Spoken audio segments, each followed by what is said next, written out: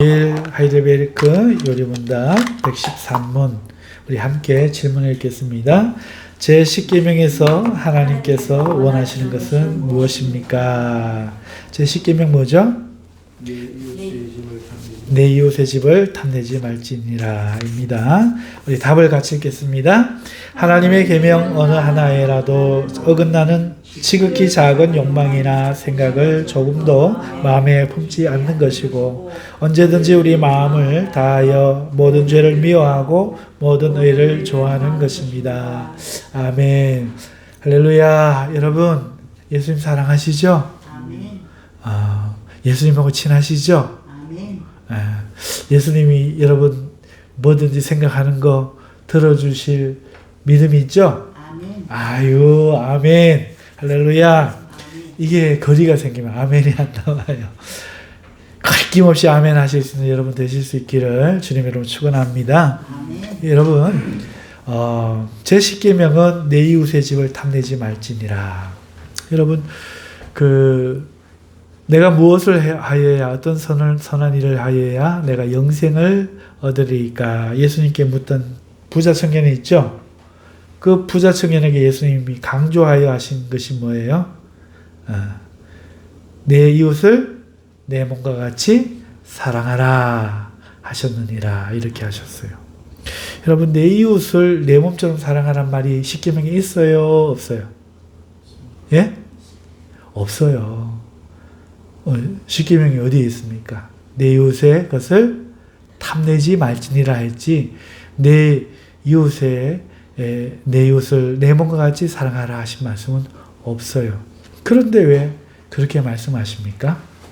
오늘 이 질문을 우리가 공부하면 깨닫게 돼요. 자, 내 이웃을 집을 탐내지 않는 것과 내 이웃을 내 몸처럼 사랑하는 게 이게 같은 거라는 거죠. 말은 다른데 완전히 달라요. 완전히 다른데 같은 거라는 거예요. 왜 같은 걸까? 여러분 이웃의 집이란 뭡니까? 이웃의 소유. 그 집이란 그가 주인으로 있는 대명사거든요. 그 집이란 그 사람의 소유. 그 집안에 있는 것은 그러니까 그 사람의 소유. 그래서 이웃의 집이란 이웃의 소유 전부를 말하는 겁니다. 그 이웃의 소유에는 무엇이 있습니까? 첫째는 그의 아내, 둘째는 남종이나 여종들, 셋째는 그가 기르는 가축들, 그리고 그가 소유한 물건들, 집부터 시작해서 땅, 모든 물건들. 이게 그의 소유입니다. 그러면 113문에서 하나님께서 원하신 것은 무엇이냐 하니까 그런 것들을 훔치지 말아야 된다 이렇게 가르쳐야 되는데 뭐라고 이야기하고 있습니까? 하나님의 계명 어느 하나에라도 어긋나는 지극히 작은 욕망이나 생각을 조금도 마음에 품지 않는 것이고 전혀 그거와 상관없는 말을 하고 있어요. 언제든지 우리 마음을 다하여 모든 죄를 미워하고 탐심이 야기하다가 죄를 미워하고 모든 의를 좋아하는 것입니다. 전혀 관계가 없는 듯한 이 말을 하이델베르크 요리문답에서는 110문에서 다시 말하면 내 이웃의 집을 탐내지 말라는 계명에서 하나님이 진정으로 원하는 것입니다 라고 가르치고 있다는 것입니다. 왜 그럴까? 우리가 이유를 알아야 되겠죠.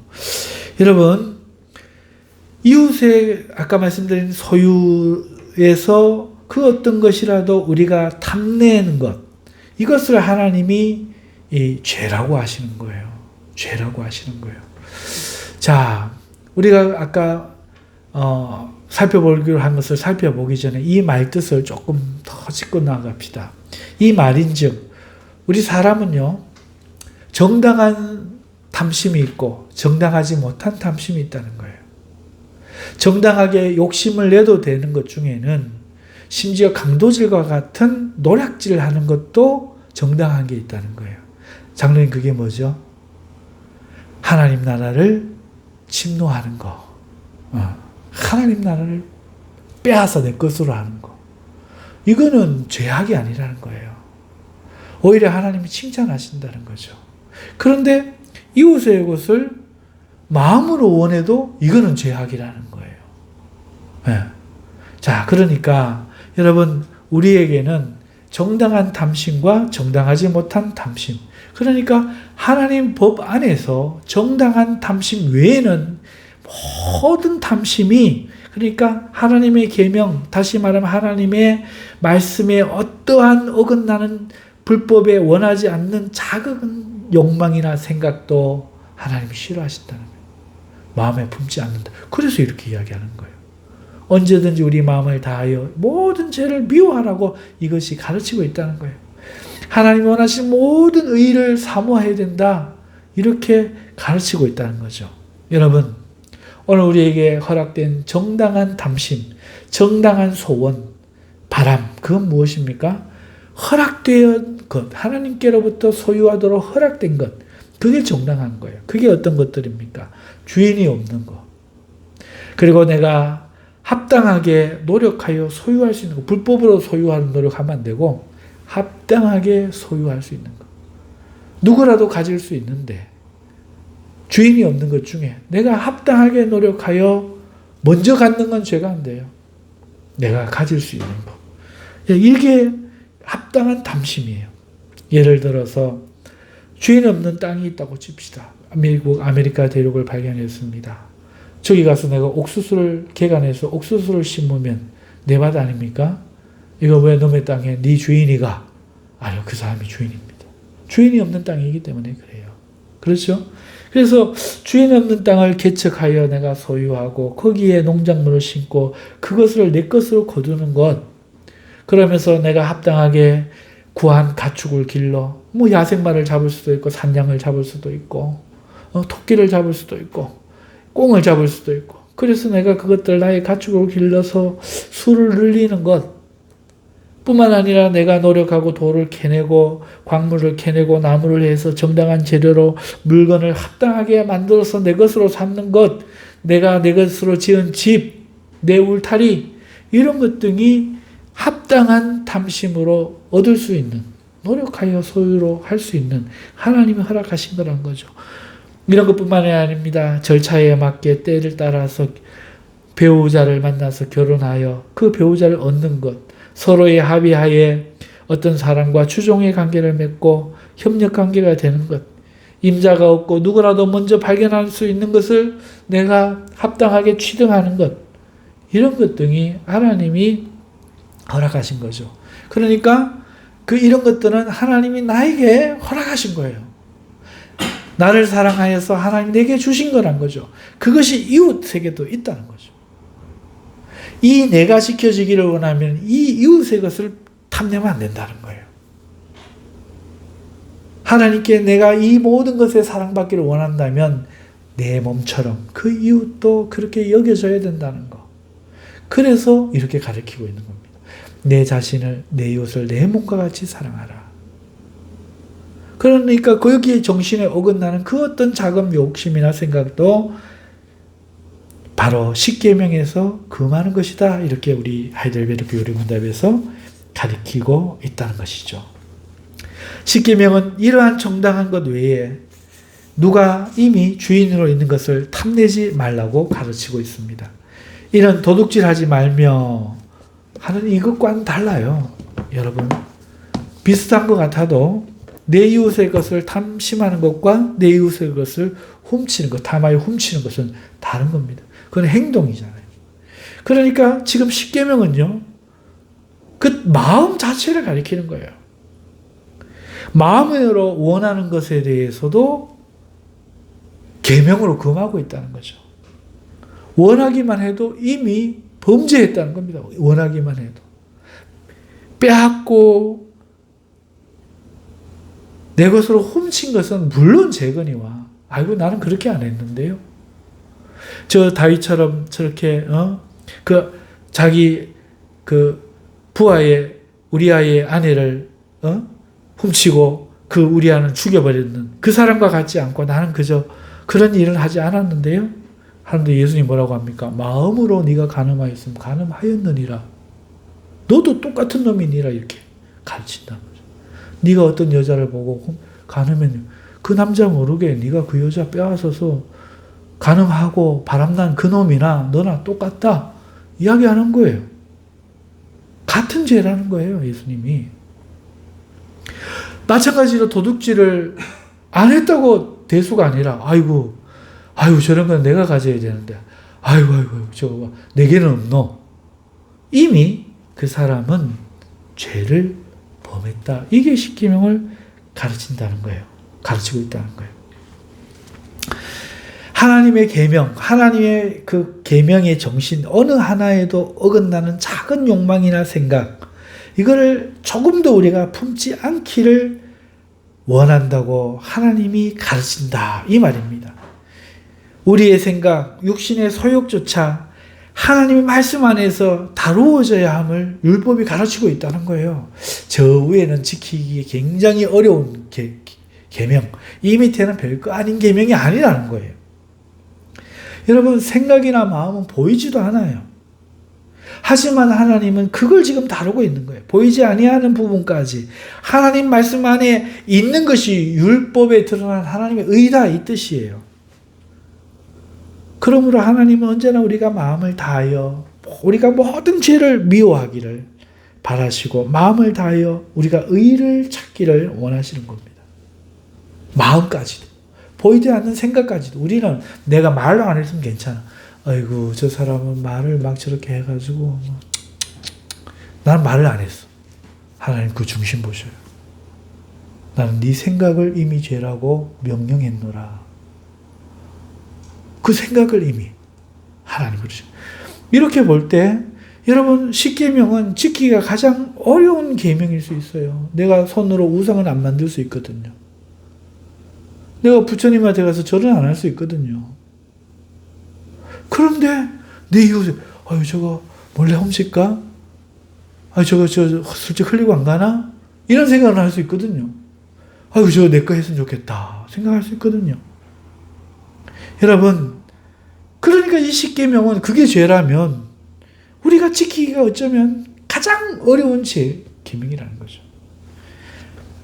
하나님은 우리가 과연 이걸 지킬 수 있다고 생각하셔서 이 계명을 주셨을까요? 과연 우리가 탐심조차도 억누를 수 있고 제어할 수 있을 줄 믿고 하나님이 계명 주셨을까요? 오히려 이 계명으로 인하여 9계명까지 지킨 사람이 10계명에 와서는 죄인으로 드러나게 되는 것 아닐까요? 다 지켰어. 살인도 안 하고 간음도 안 하고 도둑질도 안 하고 거짓 증언도 안 하고 다 지켰어. 근데 10계명에 들어오니까 한 번이라도 탐심한 적이 있느냐? 너는 어겼느니라. 그러니까 하나를 어기면 다 어겼다 그랬잖아요. 마음에 무엇이든지 탐심을 품은 그 사람은 곧 우상을 숭배한 사람이고 안식일을 거역한 사람이고 부모를 공경치 아니한 사람이고 살인한 사람이고 간음한 사람이라는 겁니다.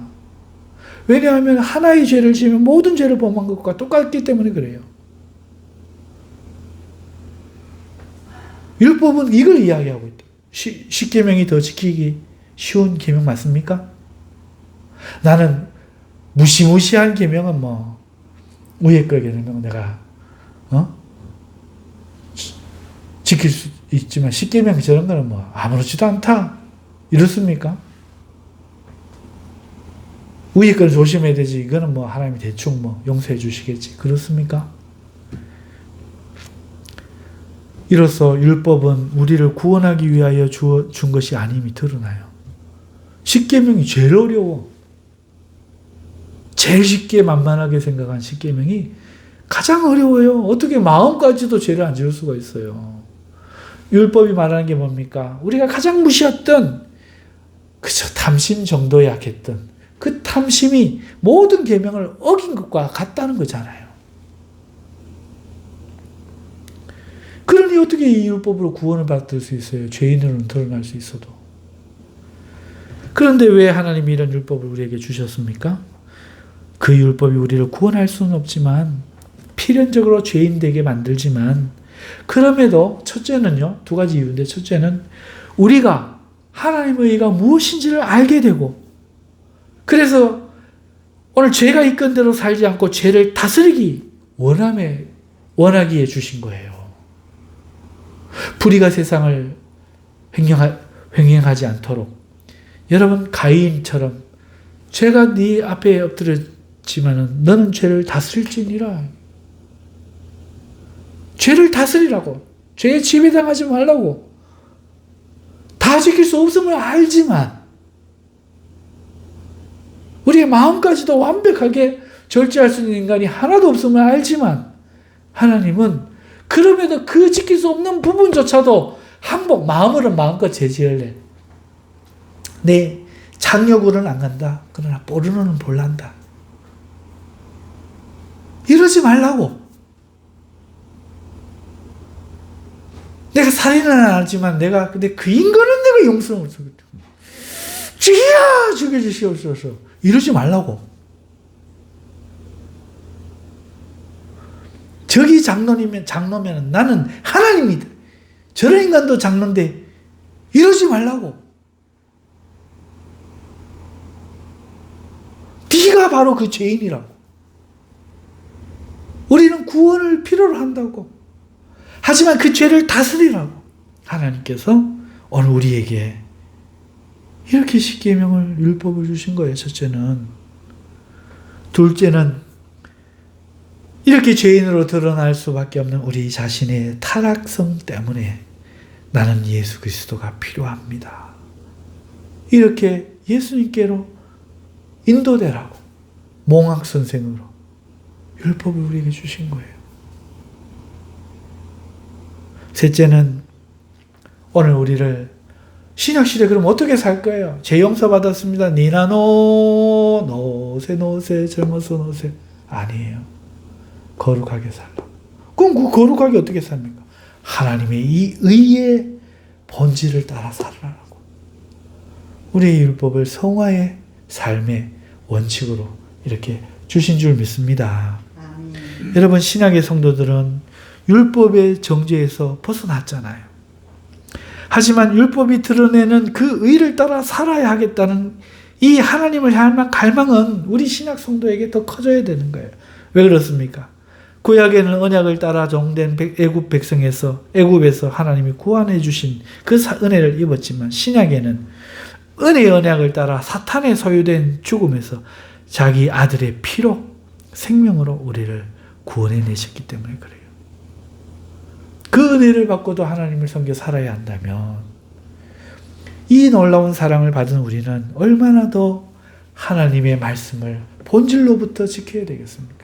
그러니까 용서해야 된다는 거예요. 그러니까 회개해야 된다는 거예요.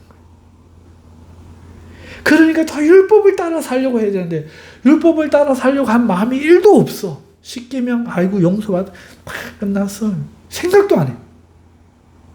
우리가 이 십계명의 정신을 묵상하고 그 말씀을 따라 살려고 노력하는 것은 구원받은 사람의 마땅한 모습이라는 겁니다. 성화의 모습이라 하는 것이죠.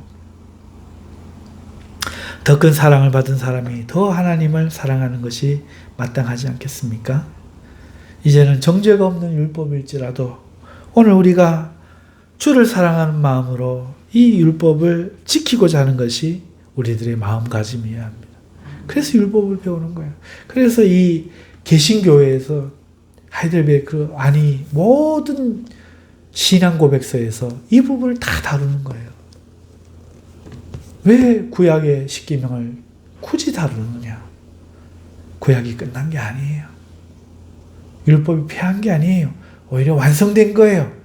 오히려 성령으로 더 구약의 백성들보다 더 엄밀하게 지켜야 되는 거예요. 너희 의가 서기관과 바리새인보다 낫지 아니하면 결단코 천국에 들어가지 못하리라. 적어도 오늘 이 자리에 있는 사람은 저를 비롯해 우리 장로님이라도 서기관과 바리새인보다 낫지 못해요.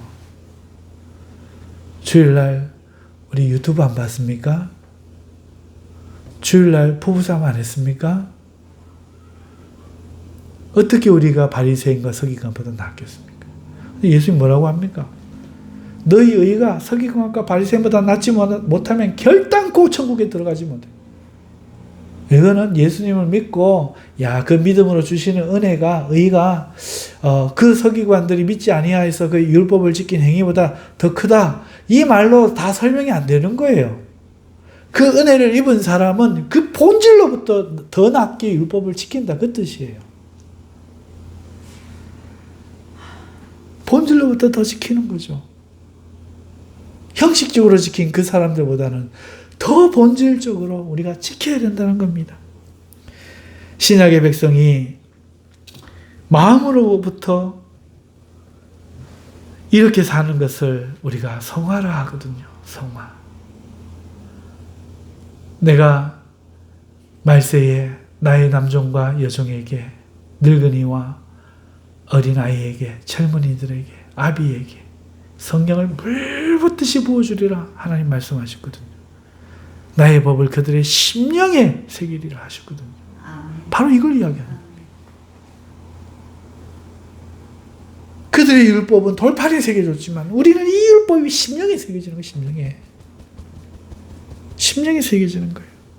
내가 하나님을 기쁘시게 하겠다. 내가 의를 따라 살겠다.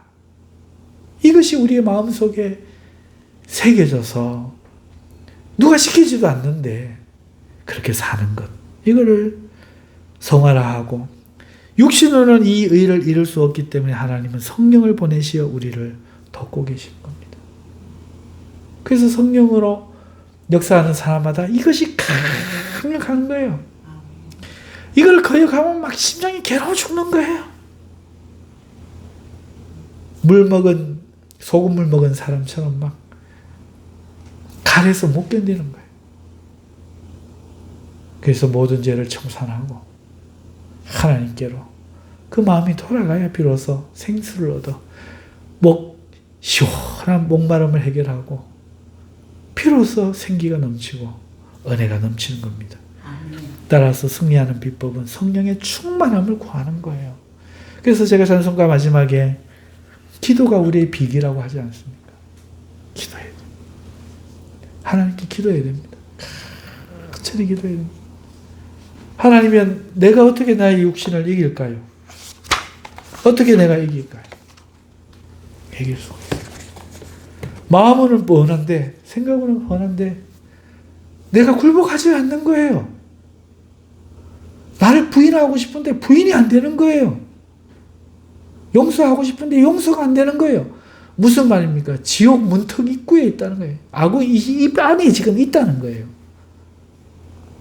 우리는 무서워해야 됩니다. 두려워해야 돼요.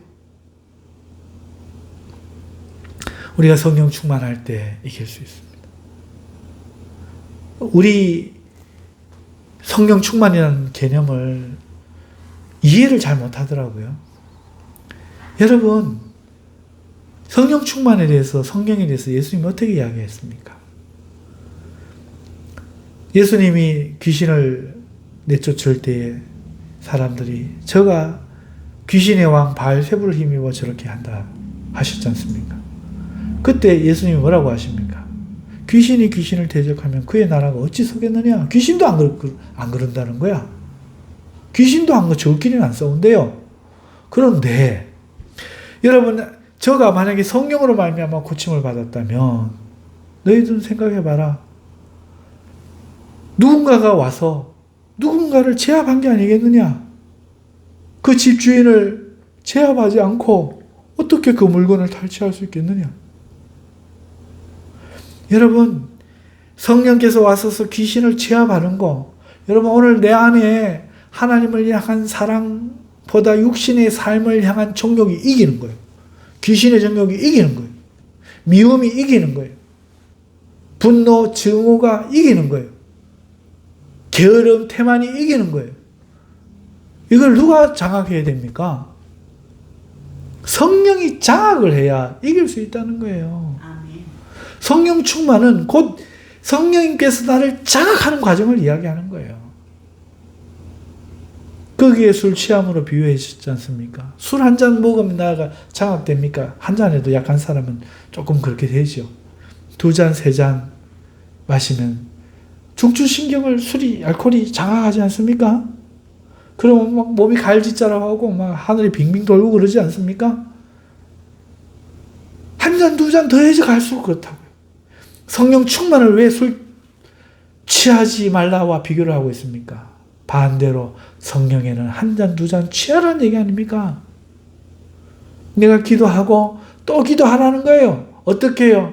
누가 아들이 떡을 달라 하는데 돌을 주며 고기를 달라 하는데 뱀을 주겠느냐?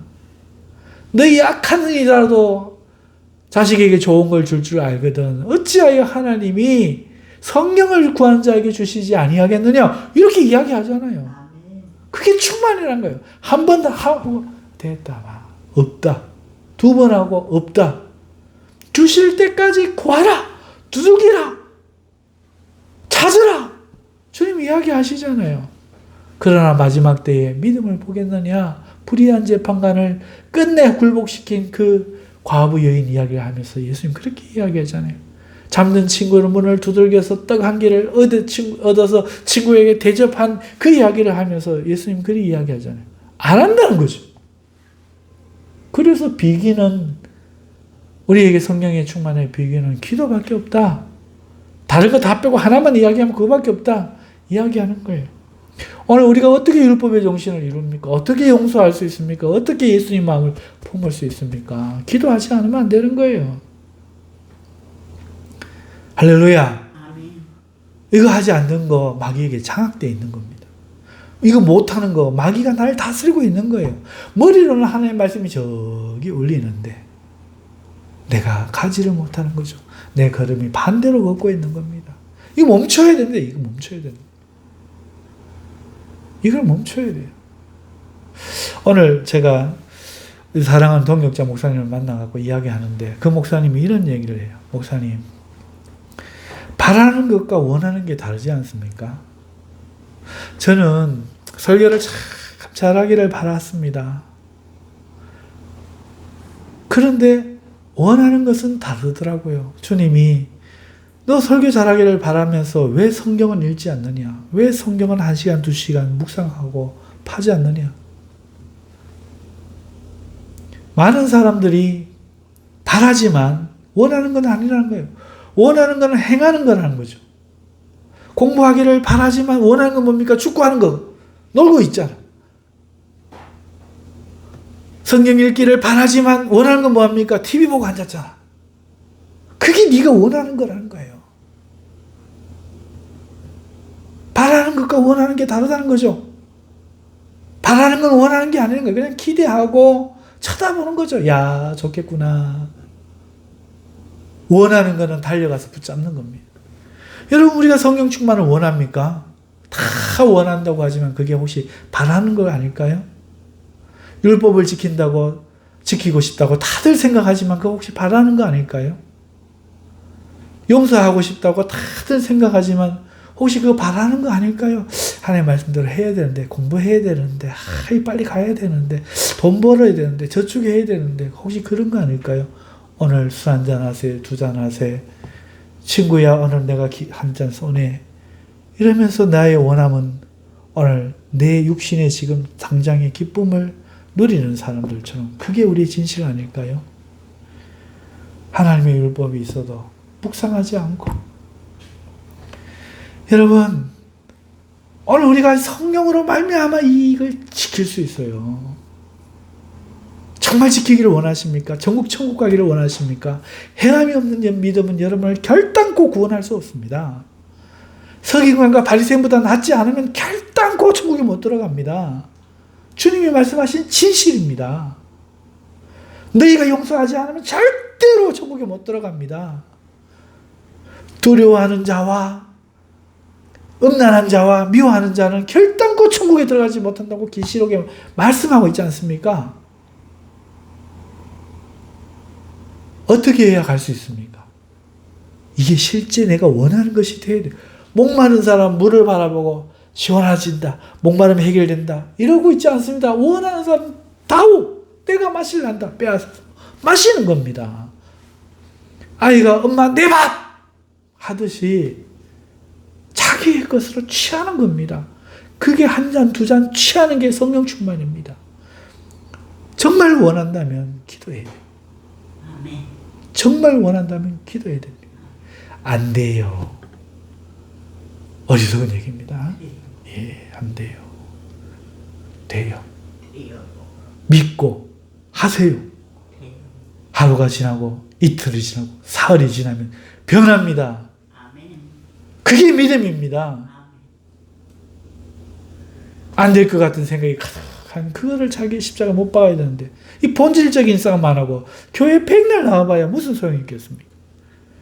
오늘 이 십계명이 가장 지키기 어렵습니다. 우리 113은 같이 보십시다. 그런데 하나님께 돌아온 사람이 이 계명들을 완전히 지킬 수 있습니까? 다 같이 읽었습니다. 아닙니다. 가장 거룩한 사람이라도 이 세상에 살 동안에는 이러한 선정을 겨우 시작했을 뿐입니다. 여러분, 우리가 그냥 시작한 거예요. 시작한 거예요. 그러나 그들은 굳은 결심으로 하나님의 일부 계명만이 아니라 모든 계명에 따라 살기 시작합니다. 보세요. 노력하고 있잖아요. 완성되지 않았어요. 하지만 이제 시작하고 모든 계명에 따라 살려고 굳은 결심을 갖는 거예요. 굳은 결심을 갖는 거예요. 그러려니까 기도할 수밖에 없죠. 115분 같이 읽읍시다. 이 세상에는 아무도 십계명을 완전히 지킬 수 없는데 하나님께서는 왜 그렇게 엄격히 십계명을 설교하게 하십니까? 첫째, 평생 동안 우리의 죄악된 본성을 더욱더 알게 하고 그리하여 그리스도 안에서 사죄와 의로움을 더욱더 간절히 추구하도록 하기 위함입니다. 둘째, 이 세상의 삶을 마치고 목적지인 완전에 이를 때까지 하나님의 형상으로 더욱더 변화되기를 끊임없이 노력하고 하나님의 성신의 은혜를 구하기 위함입니다. 보십시오. 제가 설명한 그대로 아닙니까? 사랑하는 성도 여러분, 이게 우리 개신교의 가르침이라고요. 대만하고 교회만 오는 게 아닙니다. 여러분, 우리의 심령이 이 하나님의 말씀 앞에 서야 됩니다. 근데 우리는 뭘 봅니까? 저 지난주에 했던 것처럼 자꾸 이웃을 본다며. 저것 때문에 내가 못하겠습니다. 저게 미워가지고 내가. 우리의 눈을 가지고 저 사람 때문에 이 사람 때문에 이것 때문에 이걸 못한다는 거야. 내가 말씀대로 못 살겠다는 거야. 하나님 바로 예배하지 못. 왜? 저거 미워가지고. 내 이웃에 내 앞에 서 있는 내 옆에 있는 나랑 한 곳에 소속되어 있는 사람 때문에. 사랑하는 성도 여러분, 그게 얼마나 위험합니까? 얼마나 위험합니까? 내가 얼마나 하나님 나라에서 뭡니까? 꼭 마음으로부터 회개하실 수 있는 저와 여러분 되실 수 있기를 주님의 이름으로 축원합니다.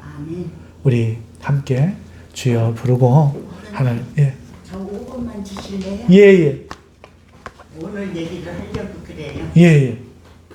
저 이빨 때문에 오늘 병원병 갔다 왔어요. 예. 갔다 왔는데 아침에 나가면서 하나님 기도 마음에 안 돼. 한 요 며칠 저녁에 기도를 했어요. 그랬더니 아침에 그런 기도가 나고 오늘 나가서 역시 좋은 일만 있게 해주십시오 하고 나갔어요. 예.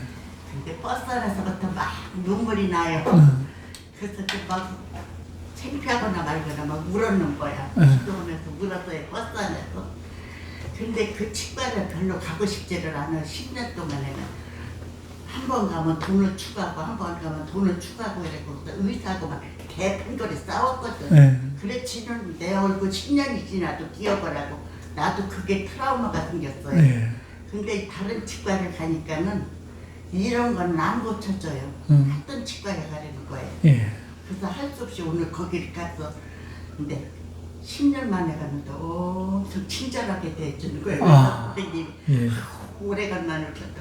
10년 만에 2번 갔어요. 그 의사도 턱이 젖었고 2번 갔더니 의사 선생님 아이고 오래간만에 오셨다고 괜찮았느냐고 그렇게 반갑게 대해주고 이것도 다 공짜로 고쳐주고 이 이빨 사진도 다 공짜로 하고 왔어요. 오는데 그래갖고 바로 하고 나오는데 소망교회 교인을 만났어요. 그러니까 점심을 먹이고 싶어서 그때가 한 2시 반, 3시 됐어요. 그래서 내 아는 칼국수집이 있어요. 근데 마침 내가 옛날에 이 팥죽 하는 거를 가르쳐 준 집이라 그래 이제 거기를 탁 갔는데 쉬는 저 점심하고 저녁 시간에 쉬는 시간에 사장하고 둘이 있는 거야. 네. 칼국수를 먹으면서 와서 앉으라고. 응. 왜요 권사님? 거기도 내가 권사 줄 알지는 하나도 안 믿으면서 네. 왜요 권사님? 앉아보라고. 내가 올여름에 이만큼 아팠다고. 근데 하나님이 이렇게 살려주셔서 난 거기를 보고 왔다고. 응. 하나님이 진짜 계시는가 봐요. 있다고. 할렐루야. 나 아들이 속을색이에요. 그 사장이 그래. 예. 속을색이에요. 그래서 20년 전에 내 딸 얘기를 했어요. 1년에 2번도 안 보고 한 번뿐이 안 보고 엄마한테 전화 한 달에 한 번도 안 했고 그렇게 불효자식이었다. 근데 그 칼국수집이 우리 딸을 알아요. 그 국수도 먹으러 가고 그래서 그래도 그 딸은 저 앞야름 다 하잖아요. 하지요. 하나님 덕분입니다. 지금도 내가 교회 아니 병원에 가지고 한 번도 혼자 보낸 적이 없습니다. 그거 왜 그런 줄 아세요? 예수 믿으세요. 예수 믿으면 그 아들이 돌아옵니다. 아멘. 나는 내 딸이 기도해갖고 와갖고 그렇게 훌륭한 효녀가 됐습니다. 그랬더니 믿을게요. 그랬어요. 할렐루야. 우리 박수 한번 치십시다. 네. 아이고 아멘. 소망교회 가는 것도 괜찮아요. 근데 어디를 가든지 예, 어딜 가든지 하나님만 믿으면 됩니다. 근데 보세요. 저렇게 같은 설교를 듣고 같이 해도 은혜를 받으면 얼마나 좋습니까? 그죠? 얼마나 좋아요. 사랑하는 성도 여러분, 그게 여러분 이야기가 다 돼야 돼요. 우리 모두의 이야기가 될 수 있기를 주님의 이름으로 축원합니다. 아멘. 오늘 하나님께 기도하고 나가시다. 예. 오면서도 내 눈물이 난 거예요. 너무너무 감사한 거예요. 예. 제가요. 너무. 그래서 기도해요. 예, 우리 주의 한번 외치고 우리 하나님께 통성으로 우리 기도하고 나가도록 하겠습니다. 주여!